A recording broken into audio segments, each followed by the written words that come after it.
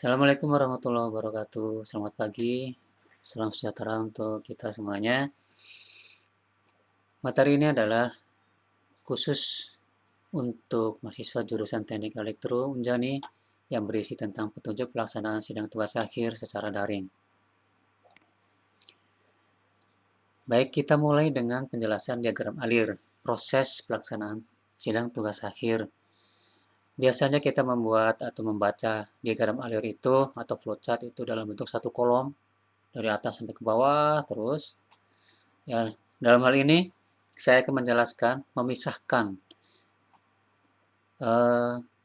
beberapa pihak atau entitas yang terlibat di dalam proses pelaksanaan tugas akhir. Dalam ini ada 4, yaitu jurusan, dosen penguji dan dosen pembimbing tugas akhir, mahasiswa itu sendiri, serta fakultas teknik. Kita mulai dengan proses pertama, ya, mulai, kemudian Kanjur menetapkan dosen pembimbing tugas akhir. Penetapan ini berdasarkan pada informasi yang diperoleh saat mahasiswa memasukkan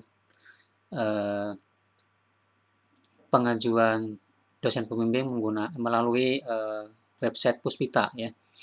Setelah itu, ketua jurusan akan menerbitkan surat tugas pembimbing tugas akhir yang diserahkan secara langsung kepada dosen. Ini surat tugasnya diberikan kepada dosen. Secara paralel, jurusan juga menginformasikannya kepada mahasiswa.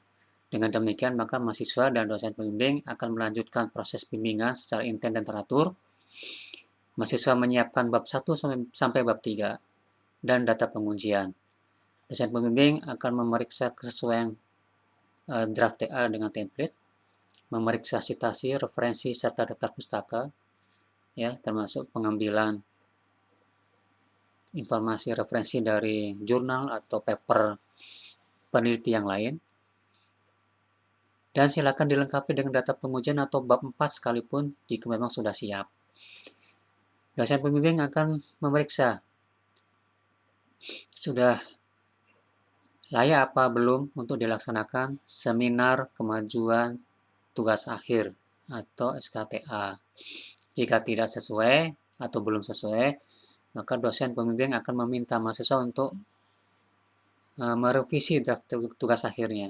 Jika sudah selesai, disetujui oleh pembimbing, maka akan dilaksanakan oleh SKTA, ya. SKTA dilaksanakan bisa secara daring atau bisa secara tatap muka, tergantung pada keinginan dosen pembimbingnya masing-masing. SKTA dilaksanakan secara langsung oleh dosen pembimbing dengan mahasiswa yang bersangkutan. SKTA ini dilaksanakan paling cepat 1 minggu sebelum sidang tugas akhir. Artinya apa? Jika ternyata draftnya itu sudah lengkap, bab 1 sampai bab 5 semuanya, dan sebenarnya sudah layak untuk sidang tugas akhir, tetap SKTA dilaksanakan, tapi haruslah seminggu sebelum jadwal sidang tugas akhir. Oleh sebab itu, saya minta mahasiswa harus benar-benar mengatur atau merencanakan waktunya. SKTA bisa secara daring ataupun tidak, ya. Kalau tidak, jurusan akan memfasilitasi pelaksanaan SKTA di ruang kelas atau di ruang rapat.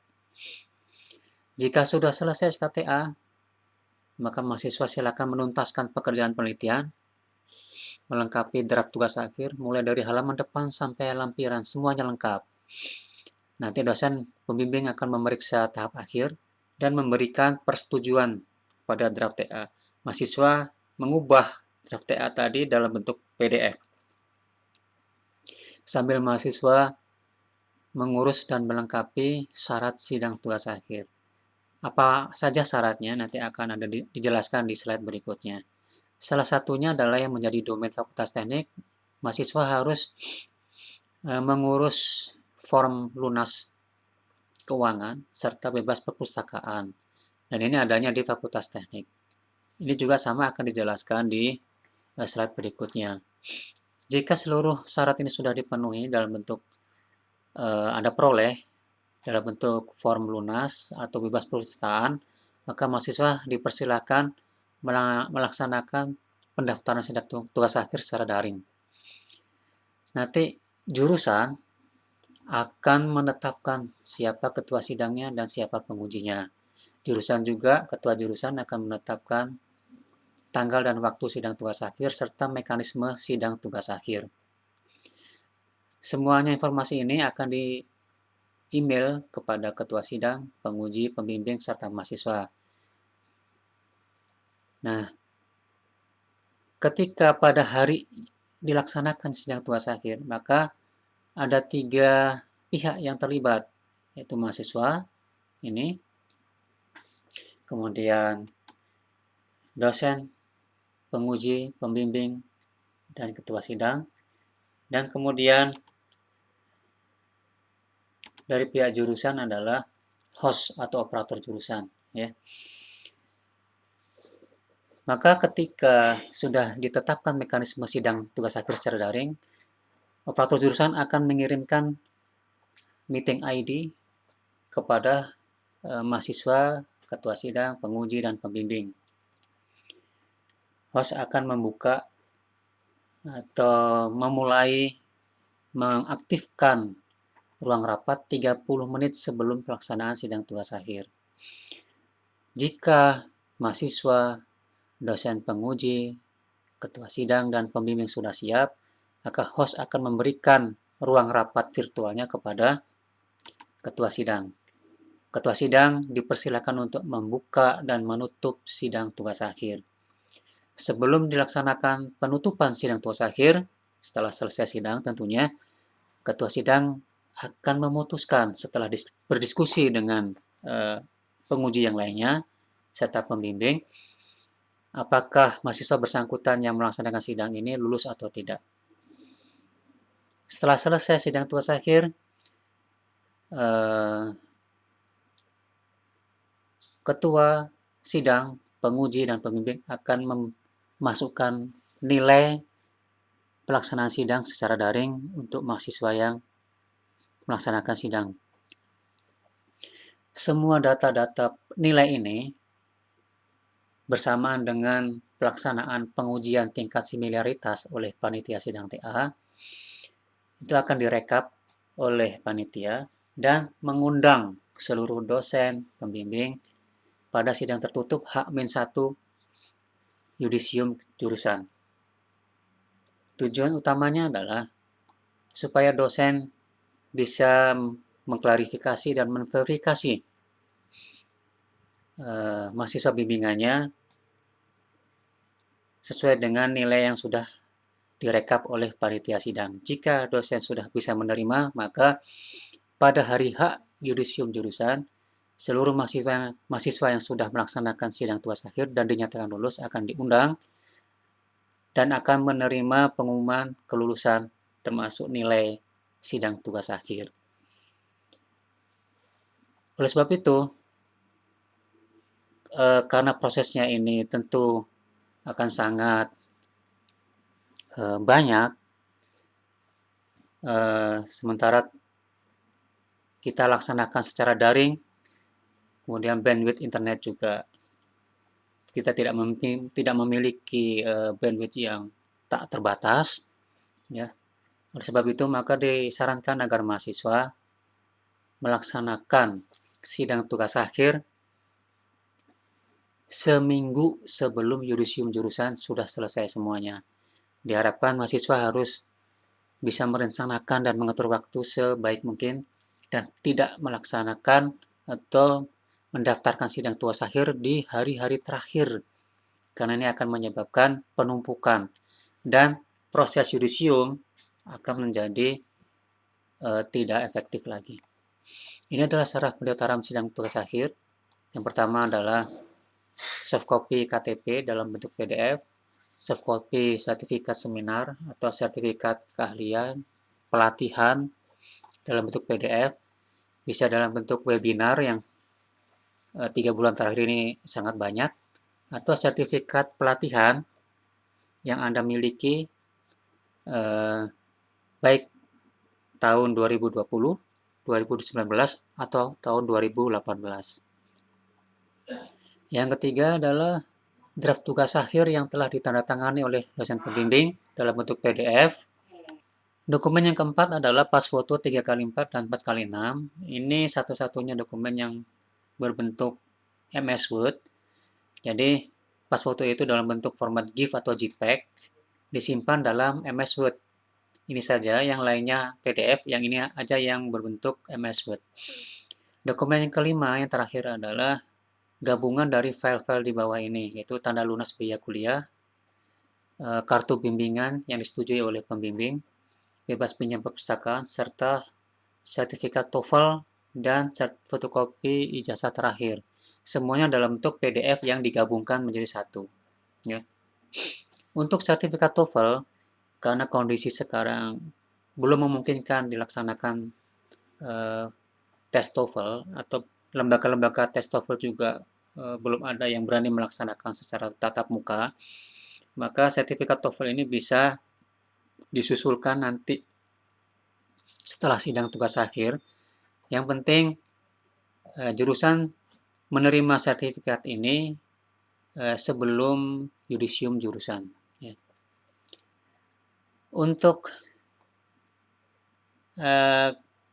perubahan nama atau tempat tanggal lahir yang tidak sama, Anda harus menambahkan, melengkapi dengan surat keterangan, baik dari kepala sekolah atau direktur atau ketua sekolah tinggi atau rektor, nama serta tempat tanggal lahir mana yang benar, yang akan dituliskan dalam ijazah dan transkrip nilai Unjani.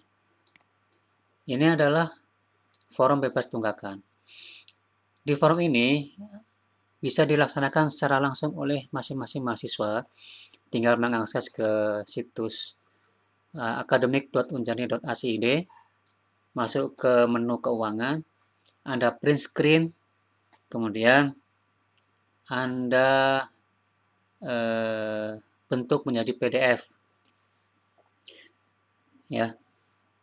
Nah, sebelum dirubah menjadi PDF, Anda minta dulu cap dari Fakultas Teknik sebagai bentuk keabsahan bahwa memang betul-betul Anda tidak ada tunggakan.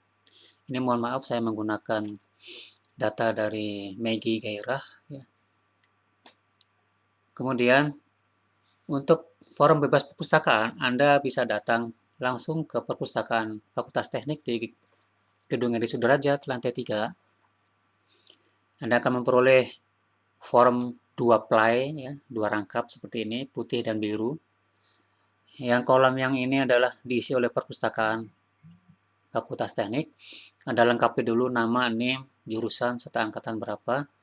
Kemudian kolom yang di bawahnya ini akan diisi oleh perpustakaan pusat. Artinya setelah ketiga kolom yang di atas diisi oleh perpustakaan FT, Anda segera menuju ke perpustakaan pusat. Nanti perpustakaan pusat akan mengisi yang kolom di sini. Ya.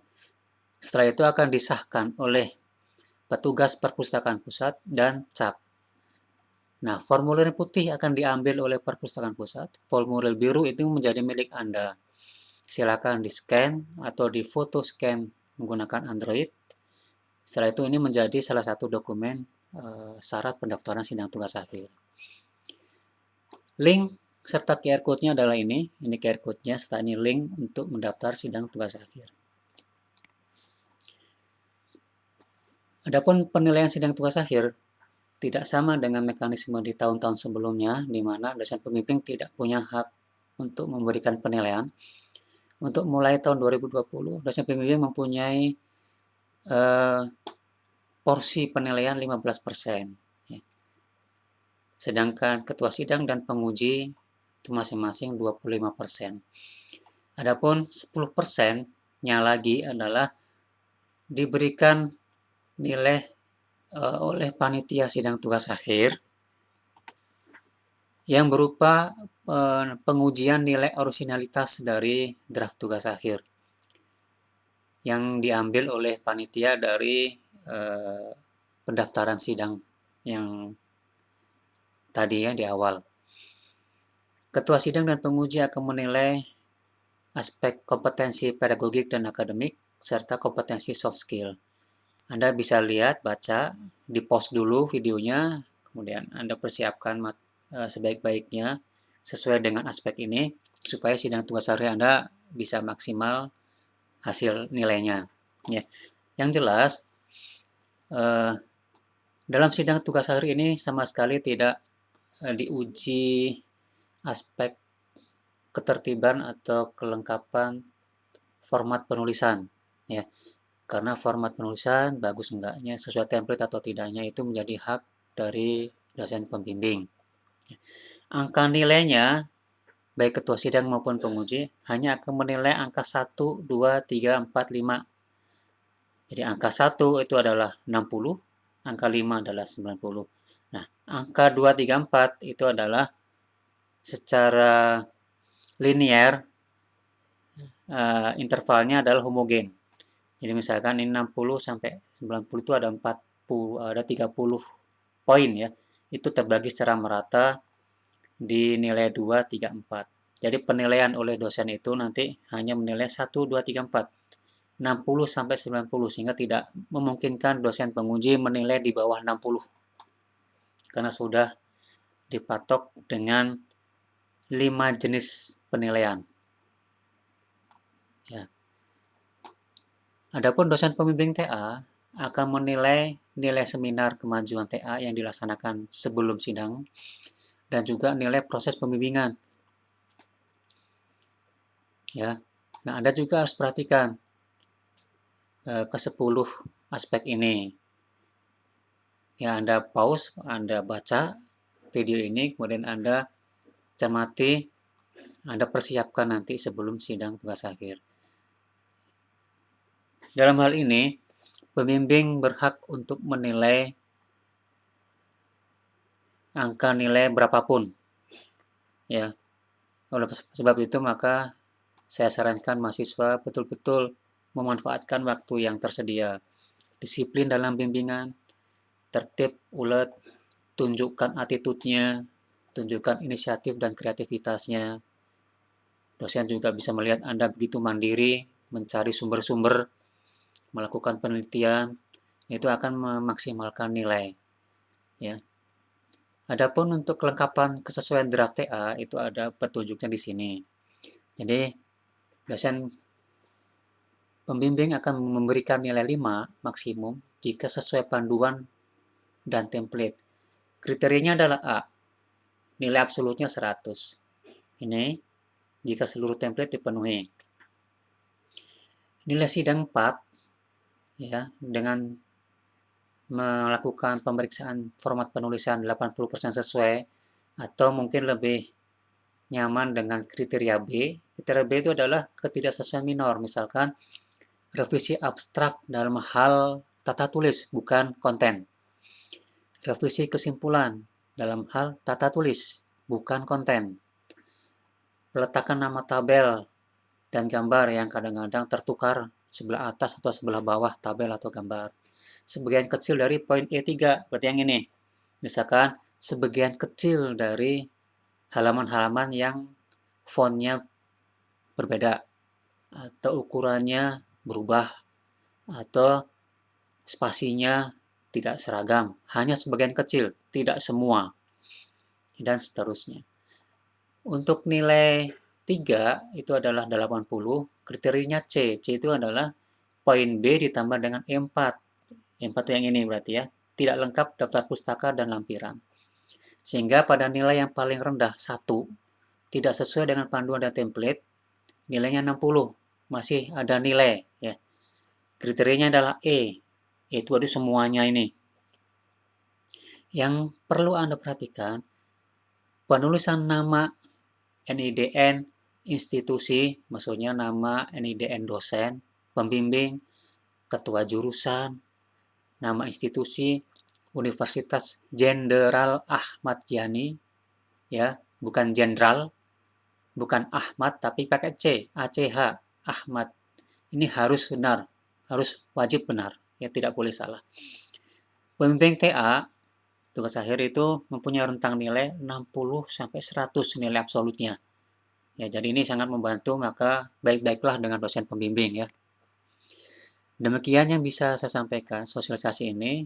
Mudah-mudahan ini akan memaksimalkan usaha Anda agar nilai sidang tugas akhir Anda menjadi maksimal baik ya. Assalamualaikum warahmatullahi wabarakatuh.